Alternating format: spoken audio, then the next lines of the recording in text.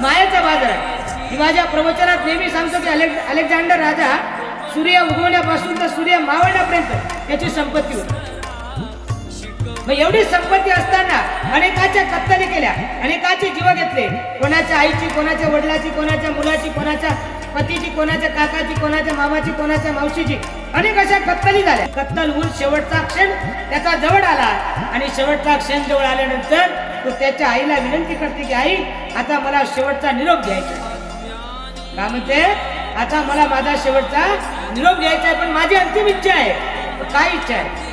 म्हणे मी मेल्यानंतर माझे दोन्ही हात बाहेर काढून दे. आईला आश्चर्य वाटलं की सूर्य उगवण्यापासून तर सूर्य मावळण्यापर्यंत याची संपत्ती आहे, मग माझ्या मुलाला मी दिलमात्र कपाळ नाही का माझ्याकडे? तो का म्हणला, नाही, मला या जगाला संदेश द्यायचा आहे, या जगाला मला निरोप द्यायचा आहे, या जगाला मला सांगायचं आहे. आई म्हणली, बाळा माझ्याकडे दिलमात्र कपाळ नाही का? नाही आई, मी मेल्यानंतर माझे दोन्ही हात बाहेर काढून दे. जेव्हा अलेक्झांडर राजाची प्रेतयात्रा बाहेर निघाली तेव्हा अलेक्झांडर राजाचे दोन्ही हात असे हालत होते. त्यातले काही विद्वान माणसं, काही शहाणे माणसं पंडिताकडे गेले आणि पंडिताला म्हणतात, का हो पंडित, अलेक्झांडर राजा नरकात गेला का स्वर्गात गेला? तो म्हणते, मी आता नाही सांगत तुम्हाला, दफनविधी झाल्यानंतर माझ्याकडे मी सांगतो. त्या दफनविधीमध्ये असलेले अर्ध्याहून जास्त लोकांनी बरा मेला आणि काही लोक म्हणतात, बरेचसे लोक म्हणतात बरा झाला. आणि मग ते शहाणे लोक त्या विद्वान माणसाकडे आले आणि विद्वान माणसाकडे आल्यानंतर त्याला विचारता, हा स्वर्गात गेला का नरकात गेला? ते म्हणले, त्या मूर्तीमध्ये किती टक्के लोक म्हणत होते हा चांगला होता, बरा होता, बरा गेला? किती लोक म्हणायचे? म्हणजे निम्म्याहून लोक म्हणत होते बरा गेला आणि काही अंश लोक म्हणत होते हा चांगला होता. मग समजून घ्या म्हणे, निम्म्याहून जास्त लोक म्हणतात जो बरा गेला म्हणजे तो नरकात गेला आणि काही अंश लोक म्हणतात तेवढाच तो स्वर्गात गेला. कहा गया का नाही क्या लाया. त्याने संदेश दिला जगाला की जन्माला आल्यापासून या जगातला इतिहास नाही, एखादा मुलगा जन्माला आला त्याने मुठीत काहीतरी घेऊन आला म्हणून आला का? नाही आला. मग जन्माला आला की माणूस रिकाम्या हाताने येतो आणि जाताना सुद्धा असं कधी बघितलं का? आता रतन तो टाटा मरण पावला, टाटाला काही दिलं का आपण? एखादा कोपरा काय त्यातला संपत्तीचा नाही दिला, त्याला काही दिलं नाही. आपण जाताना आपल्याला सिक्वेन्सच नाही, आपल्याला आउटपुट नाही की जाताना आपण कुठला तरी एखादं गोठाड बांधून निवडते. जर कदाचित निसर्गाने दिलं असतं ना, आपण तुम्ही सर्वजण इथं बसलेला कब्बरच्या एकमेकांनी माणसाने माणसाला खाल्लं असतं. काही नको तुझ्याकडे द्यायचं, एवढं मला वर न्यायचं आहे. सुनीला म्हटलं तू एवढं कमी खर्च कर, मला एवढं घेऊन जायचं आहे. मुलाला म्हटलं असतं माझा विषय मला घेऊन जायचं आहे. म्हणजे वर न्यायची जर काही सुविधा असती तर. परंतु बरं झालं निसर्गाने कहा गया का नाही क्या लाया कुछ नाही. जाताना आपल्याला दोन्ही हात रिकामे घेऊन जावं लागते. काहीच येत नाही आपल्यासोबत. डोक्याचा जो शिक्का टाकतो ना आपण, तोही काही काढून घेतात. तिथं त्या प्रेतयात्रेत गेले ना, अंगावर चादर बिदर साड्या बिड्या असतात तेही काढतात. ती सिस्टीम चालू झाली, ते सर्वच काढून घेतात. फक्त पांढरा कपडा एक येतो, एक कपडा आपल्या अंगावर येतो. मग एवढ्यासाठी हे साडेची नाताची काया, भाड्याचं घर आणि खाली, भाड्याचं घर आणि खाली कर.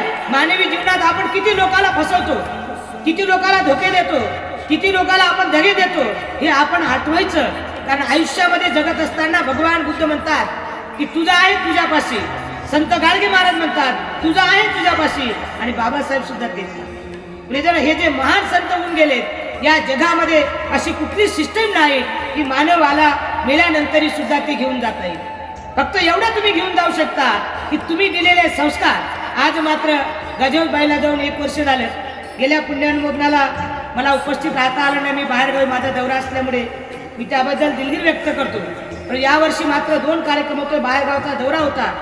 तरी मी सर्वांना वॉर्निंग दिली की आज यावर्षी मी तुमच्याकडे येऊ शकत नाही. मी यावर्षी गजहंस परिवारामध्येच कार्यक्रमाला जाणार आहे. कारण ते माझ्या जुन्या उपासिका होत्या. अगदी 15-16 वर्षापासून 20 वर्षापासून त्यांचे माझे चांगले संबंध होते. फार पुण्यवान होत्या. ज्या मरण्याच्या आधी त्यांच्या मुलांनी, त्यांच्या जावयांनी मला बोलावलं. आधी आम्ही त्यांना भेटलोत आणि त्याच्यानंतर काही तासानंतर ती मरण पावल्या. हे सुद्धा त्यांचं कुशल आणि पुण्यकर्म आहे. त्यांचं कुशल आणि पुण्यकर्म असं आहे की वर्षवास कालखंडामध्ये ते गेल्या, हे सुद्धा त्यांचं पुण्याचा भाग आहे. प्रियजनो, कोण्याही माणसाला वर्षवास कालखंडात मृत्यू येत नाही आणि मृत्यू येण्यासाठी सुद्धा तुम्हाला कुशल कर्म करावं लागेल.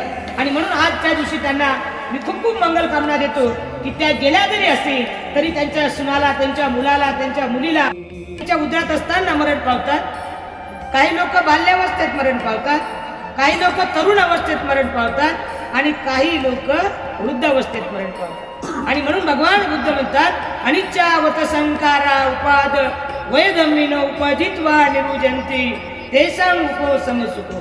माणसाचं जीवन हे क्षणभंगूर आहे, परिवर्तनशील आहे, बदलणार आहे. गजहंस मॅडम जाऊन 1 वर्ष झाला. 1 वर्षात 1 दिवस तरी आपल्याकडे आलेत का? ते नाही येऊ शकत.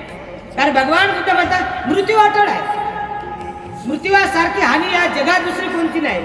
आणि म्हणून भगवान बुद्धाने सांगितलं की मावळ मावळ हे कबाळ होतं, माझं माझं कबाळ होतं, हे माझं ते माझं ते माझं ते माझं हे सर्व माझं.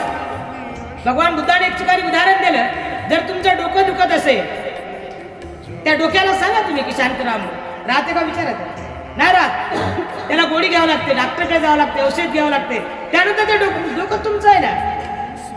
मुलगा माझा, पती माझा, घर माझं, बंगला माझा, शेती माझी, बँक बॅलन्स माझं, हे माझं. आणि स्वतःचं डोकं सुद्धा आपण ऐकत नाही. स्वतःचं शरीर हे 3.5 हाताची काय, भाड्याचं घर आणि खाली. मी माझ्या प्रवचनात नेहमी लोकांना सांगतो, आपण ॲग्रीमेंट करून नाही आलो मी 50 वर्ष 100 वर्ष 70 वर्ष 80 वर्षे मी जगेल असे ॲग्रीमेंट नाही आलं. तुम्ही आणि मी आपण लीजवर आहोत. कितीच्या लीजवर आहोत माहितच नाही की कोणाला कोणत्या लीजवर आहोत. आपण लीजवर आलेले पाहुणे आहोत. आपण गेस्ट आहोत या जगातले, आपण मालक नाही या जगाचे. मग या जगाचे आपण प्रमुख पाहुणे आहोत, गेस्ट आहोत आपण. आणि म्हणून ज्याचं आलं त्याला जावं लागलं, सर्व